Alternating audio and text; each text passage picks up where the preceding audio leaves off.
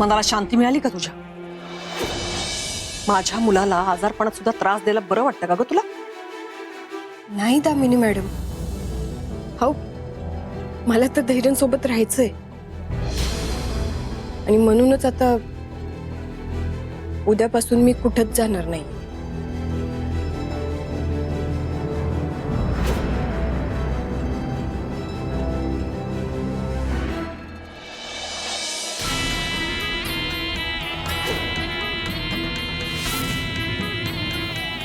सावी,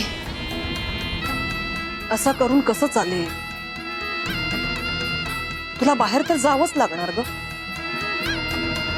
आतापर्यंत आपल्या दोघींची भांडणं चार भिंतींच्या आड होती, पण आता ते मी बाहेर पण जपणार आहे. खूप माज आहे तुला तुझ्या प्रेमावर. त्याच प्रेमाचे धिंडवडे जगासमोर आणते की नाही बघशील.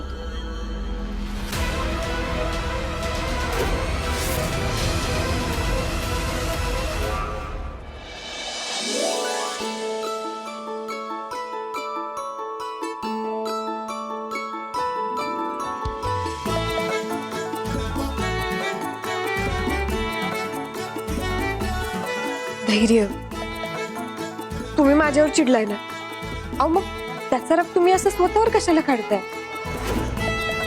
काय होणार आहे का त्यानं?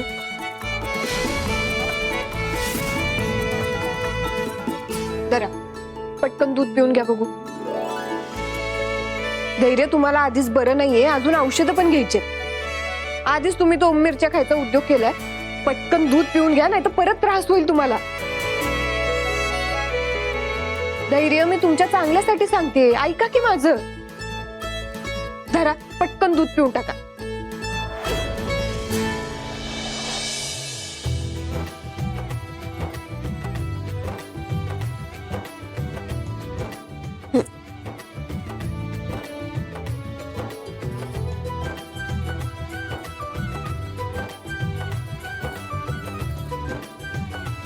शाबास.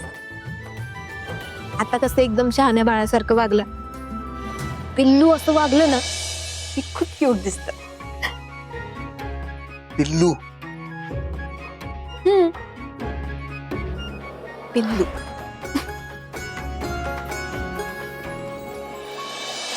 धैर्य, आओ ऐका तर माझं. हळू. लागलं ना? नाही, ठीक आहे, एवढं काही झालं नाही, फक्त पायाला कळ आली थोडीशी. आओ थांब. असू दे, ऐका माझं. असू दे.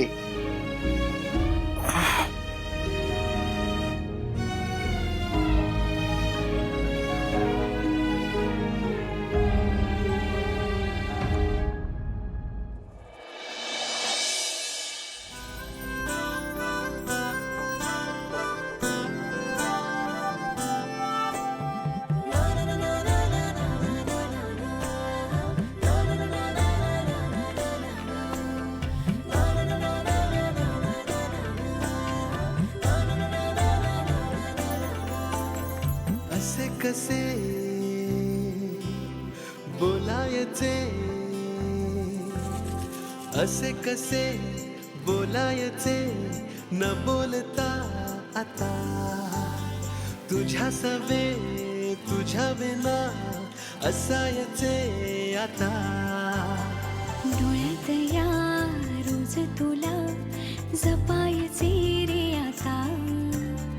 सांग जरा असे कसे लपायचे हे आता. मन धागा धागा जोडते नवा, मन धागा धागा रेशमी दुआ, मन धागा धागा जोडते नवा, मन धागा धागा रेशमी दुआ.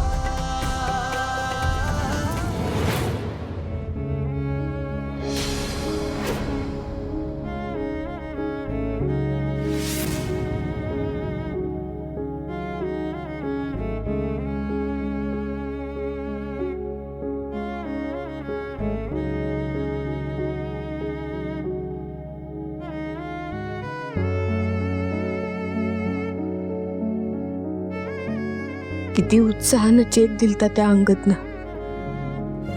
मला पण हातात पडल्या पडल्या वाटलेलं आता सगळ्या अडचणी संपून जातील, सगळं काही नीट होणार.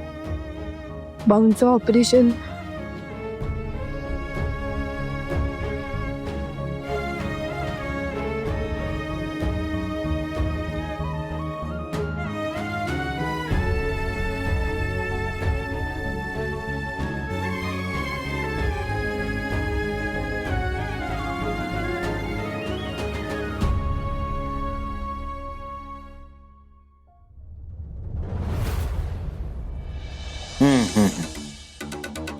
चालतंय चालतंय, या वाट बघतोय.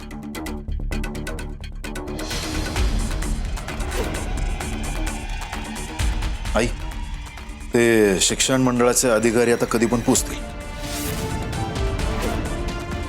पण त्या धैर्याचं काय? नाही म्हणजे तो अजून उठलाय का नाही ते पण माहित नाही आपल्याला, आणि तो जर मीटिंगला नसेल तर मग मीटिंग कशी करायची?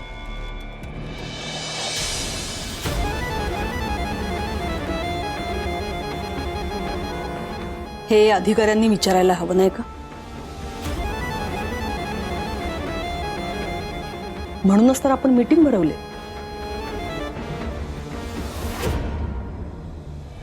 म्हणजे आई काय बोलतेस ना कळत नाहीये, नीट कळेल असं बोल की. होय,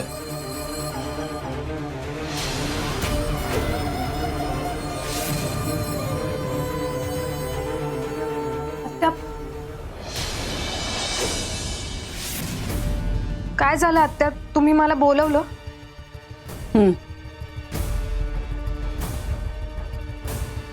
दार लावून घे.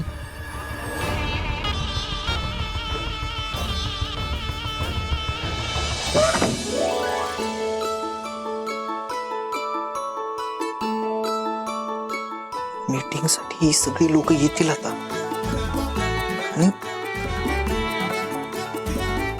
ऐन वेळेवर ही सावी कुठं गायब झाली?